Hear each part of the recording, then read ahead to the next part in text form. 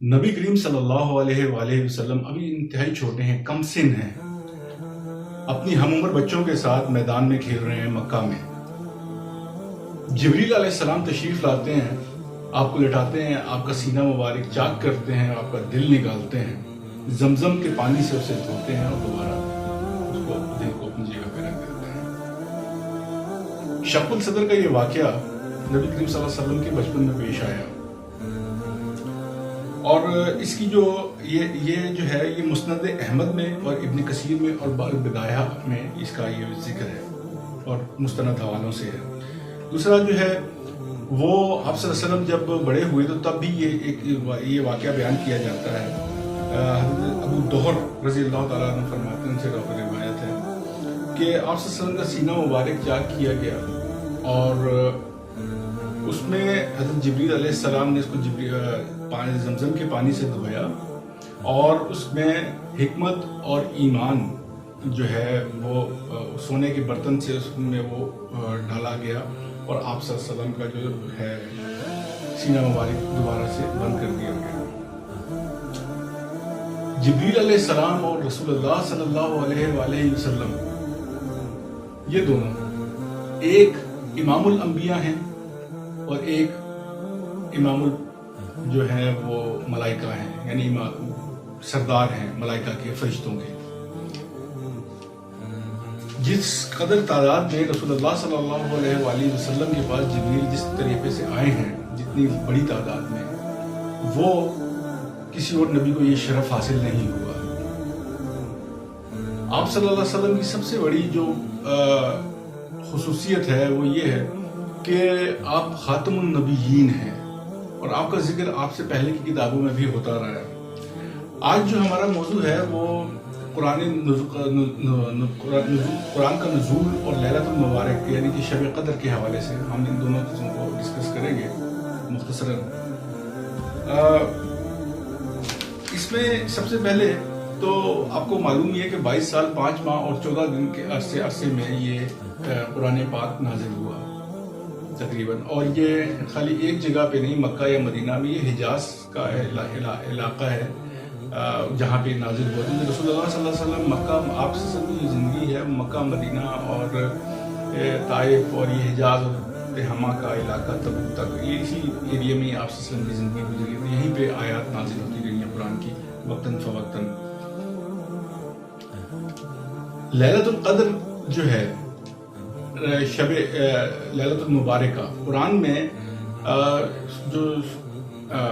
سورہ قدر ہے، اِنَّا أَنزَلْنَاهُ فِي لَيْلَةِ الْقَدْرِ وَمَا أَدْرَاكَ مَا لَيْلَةُ الْقَدْرِ لَيْلَةُ الْقَدْرِ خَيْرٌ مِّنْ أَلْفِ شَهْرٍ تَنَزَّلُ الْمَلَائِكَةُ وَالرُّوحُ فِيهَا بِإِذْنِ رَبِّهِم مِّن كُلِّ أَمْرٍ سَلَامٌ هِيَ حَتَّىٰ مَطْلَعِ الْفَجْرِ۔ اس کے اگر ترجمے کو بھی آپ پڑھیں تو ہم نے اس قرآن کو جو ہے وہ قدر والی رات میں نازل کیا ہے۔ قدر سے اب کیا مراد ہے؟ ایک رائے اس میں یہ ہے کہ اس رات میں تقدیروں کا تعین ہوتا ہے، یعنی آنے والے سال کے لیے۔ اب تقدیروں کا تعین سے مراد یہ نہیں ہے کہ اللہ تعالیٰ ہر سال اس کو تقدیریں لکھتا ہے اور اس کو وہ، اللہ تعالیٰ کے علم میں تو ہر چیز ہے۔ اللہ تعالیٰ نے تو روایات میں تو یہ بھی آتا ہے کہ اللہ نے ہر انسان کی پیدائش سے پہلے اس کی 50,000 سال پہلے اس کی تقدیر لکھ دی ہے لوح محفوظ میں۔ لیکن اس رات میں اللہ تعالیٰ جو ہے وہ آرڈرز ایشو کرتے ہیں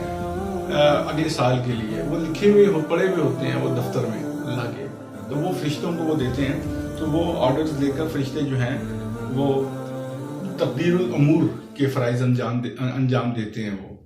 یعنی کہ جو تقدیر کے عوامر ہیں، کام ہیں۔ دوسری رائے یہ ہے کہ لیلۃ القدر سے مراد قدر ہے، یعنی قدر و منزلت، یعنی اونچا مرتبہ۔ اس لحاظ سے اسے یہ کہا گیا کہ لیلۃ المبارکہ، ایک طرف تو اس رات میں وہ کتاب نازل ہوئی یعنی قرآن کریم جو بڑی قدر و منزلت والی ہے، دوسرا اس میں اس فرشتہ کی زبانی نازل ہوئی، یعنی کہ اللہ تعالیٰ کے ذریعے یہ آئی جبریل علیہ السلام کے پاس جو قدر و منزلت، یعنی کہ جیسے میں نے کہا کہ سردار الملائکہ ہیں جبریل علیہ السلام، ان کے ذریعے پھر یہ نبی کریم صلی اللہ علیہ وسلم کے پاس، اور پھر اللہ کے نزدیک جو قدر و منزلت والی امت ہے یعنی کہ مسلمان، اسلام، اس پہ یہ اللہ تعالیٰ نے کتاب اتاری۔ اچھا، قدر کا جو ایک مفہوم ہے وہ تنگی کے معنی میں بھی آتا ہے، یعنی کہ اس کو اس معنی میں تنگی کہ جب اللہ تعالیٰ نے اس رات میں جو ہے وہ فرشتوں کی اس قدر تعداد اللہ تعالیٰ زمین پہ اتارتے ہیں، اللہ کے حکم سے اترتے ہیں ملائکہ، کہ وہ جگہ تنگ پڑ جاتی ہے، زمین تنگ پڑ جاتی ہے. اس قدر اب آپ اندازہ کیجئے کہ یہ کتنی بڑی رات ہے. اور وہ فی شہر، مطلب وہ جو 80-82 سال کا، وہ جو 1000 مہینوں سے بہتر 80-82 سال کی ایک وہ ہے کہ اس سے بہتر ہے یہ رات، اس کی عبادتیں. اور اللہ تعالیٰ قرآن میں کہتا ہے نا کہ میں نے انسان کو جو ہے، میں جب انسان کو دیتا ہوں تو وہ کہتا ہے کہ میرے رب نے مجھ پہ بڑا کرم کیا، اور جب میں اس پہ ہاتھ تنگ کرتا ہوں، روزی تنگ کرتا ہوں، تو کہتا ہے میرے رب نے مجھے ذلیل کر دیا. تو اس لحاظ سے یہ جو لیلۃ القدر ہے، اس میں کثیر تعداد میں فرشتے نازل ہوتے ہیں. واللہ عالم بالصواب. اب یعنی زمین پہ تنگی ہو جاتی ہے، میں نے اس مراد میں نے واللہ عالم کہا ہے. اب سوال یہ کہ یہ رات مخفی کیوں رکھی گئی ہے، یہ بہت امپورٹنٹ بات ہے. اب بات یہ ہے کہ اب آپ اس چیز کو دیکھیے کہ یہ کوئی چھوٹی بات نہیں ہے کہ یہ اتنی امپورٹنٹ رات ہے کہ امپورٹنٹ چیزیں یوں ہی نہیں مل جایا کرتی. اور اللہ تعالیٰ نے بہت ساری چیزوں کو مخفی رکھا ہے، جس میں قیامت کا ہے کہ قیامت کب آئے گی، nobody knows، کسی کو نہیں معلوم کہ قیامت کب آئے گی. موت کا ہے کہ موت کا نہیں پتا کہ کب واقع ہوگی، کس کی انسان کی کب موت واقع ہو جائے گی. یہ سارے اور بہت سارے اس طرح کے امور ہیں جن کا اللہ ہی کو پتا ہے کہ وہ کب ہوں گے. اور اس کا جو مخفی رکھنے سے مطلب دیکھیں اللہ کی حکمت ہے نا اس میں، کہ انسان کوشش کرے، صحیح کرے اپنے تئیں کہ وہ اچھے کام کرے زیادہ سے زیادہ. تو اگر اس کا تعین کر دیا جاتا تو لوگ اسے صرف اسی رات میں عبادت کرتے اور باقی کو بھی چھوڑ دیتے. ایک رائے یہ بھی ہے کہ یہ رات رمضان کی نہیں بلکہ 15 شعبان کی رات ہے. آپ کو معلوم ہوگا کہ شب برات کے نام سے کا بھی ایک ذکر آتا ہے کہ یعنی 15 شعبان کو جو شب برات منائی جاتی ہے، جس میں امی عائشہ سے جو حدیث منقول ہے کہ رسول اللہ صلی اللہ علیہ وسلم 15 شعبان کی رات کو مسجد جنت البقیع تشریف لے گئے اور وہاں پہ جا کے آپ دعائیں کر رہے تھے، اور آپ نے فرمایا کہ یہ بڑی امپورٹنٹ رات ہے. جو حدیث کا مفہوم میں بیان کر رہا ہوں تو اس کو بھی کہا جاتا ہے. لیکن یہ جو ہے اس میں اتنی وہ نہیں ہے. یہ بنیادی طور پہ جو اجماع ہے مفسرین اور محدثین کا وہ یہی ہے، کیونکہ حضرت سلمان فارسی رضی اللہ تعالیٰ عنہ سے جو حدیث مروی ہے وہ یہ ہے کہ آپ صلی اللہ علیہ وسلم نے فرمایا کہ جب یہ شعبان ختم ہونے والا تھا، یعنی شعبان تقریباً ختم ہو چکا تھا، تو آپ صلی اللہ علیہ وسلم نے ہم سب کو جمع کر کے خطبہ دیا کہ اے لوگوں، تم پر ایک ایسا مہینہ سایہ فگن ہونے جا رہا ہے یا ہو چکا ہے کہ جو برکتوں والا ہے، مبارک ہے، اور اس میں ایک مبارک رات ہے. یعنی کہ ظاہر ہے کہ آپ نے جب اس کا ذکر کیا ہے اس حدیث میں تو وہ مبارک رات اسی مہینے میں ہی ہے. اب آپ صلی اللہ علیہ وسلم اب اس میں جو ہے خاص طور پہ اب آپ صلی اللہ علیہ وسلم جو ہے وہ ویسے تو آپ شعبان سے ہی رمضان کے استقبال شروع کر دیتے تھے، لیکن شعبان کے جو آخر میں جا کے آپ روزے چھوڑ دیتے تھے، کیونکہ وہ پھر چاند کی رویت کا جو ہے اس کے مکس نہ ہوتی شعبان اور رمضان کے روزے. آپ صلی اللہ علیہ وسلم تو روزے رکھا کرتے تھے. تو پھر آپ صلی اللہ علیہ وسلم نے جو ہے وہ یہ امت کو تلقین کی، اور اپنے سب سے پہلے تو آپ اپنے کمر کس لیتے تھے، جیسے امی عائشہ سے ہمیں معلوم ہوتا ہے کہ اس میں جو ہے آپ صلی اللہ علیہ وسلم عبادتوں میں زیادہ وہ مطلب جتنی عبادتیں آپ کرتے تھے، اور خاص طور پہ آخری جو رات 5 طاق راتیں ہیں آخری عشرے کی، اس میں تو آپ صلی اللہ علیہ وسلم کا جو معمول تھا کہ اس کے آخری عشرے میں آپ معتکف ہو جاتے تھے، اعتکاف مسجد نبوی میں بیٹھتے تھے، اور وہیں پہ آپ صلی اللہ علیہ وسلم آپ کو یہ بھی برسبیلت اس کا بتا دوں کہ آپ صلی اللہ علیہ وسلم کے جو آخری رمضان تھا اس میں 2 دفعہ دورہ قرآن بھی ہوا ہے. جبریل علیہ السلام 2 دفعہ آئے اور آپ صلی اللہ علیہ وسلم سے قرآن سنا. تو یہ اچھا، اب یہ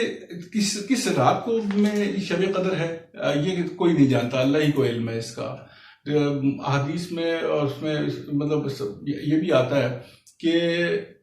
رسول اللہ صلی اللہ علیہ وسلم کو خواب میں یہ رات بتا دی گئی تھی، لیکن پھر آپ بھول گئے. اور ایک یہ بھی روایت ہے کہ آپ صلی اللہ علیہ وسلم کو بتا دیا گیا اور آپ صحابہ کرام کو بتانے کے لیے آ رہے تھے، 2 شخصوں نے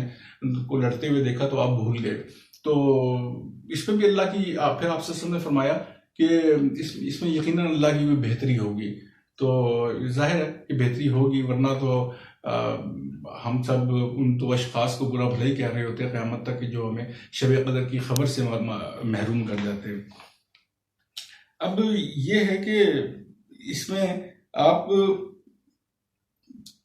اس چیز سے اندازہ کیجئے کہ 21ویں، 23ویں، 25ویں اور 27ویں اور 29ویں یہ 5 راتیں ہیں۔